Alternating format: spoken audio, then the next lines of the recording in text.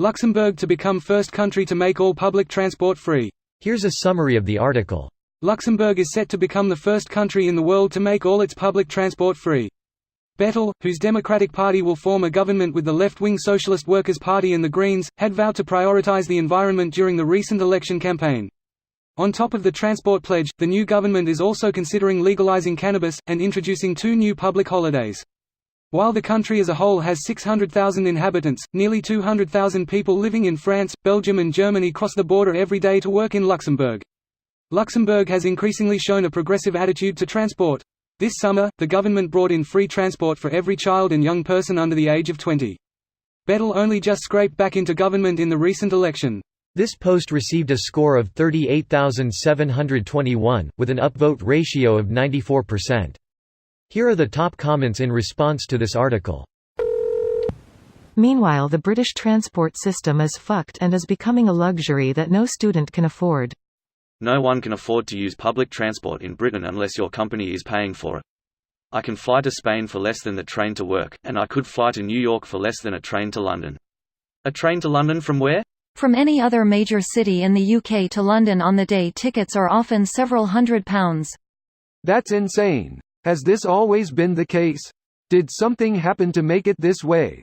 Privatization. We have that in America too. It's the American way. Yes, headmaster. Love, The Muppets Christmas Carol. There was a post 6 months ago, that Estonia is the first country to make public transport free.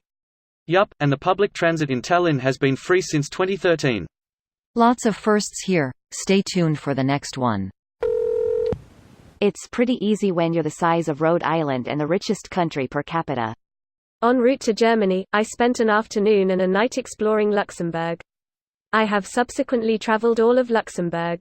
If you're partying close to the border and keep drinking, it is absolutely possible that you wake up 2 entire countries far away the next morning not remembering what happened.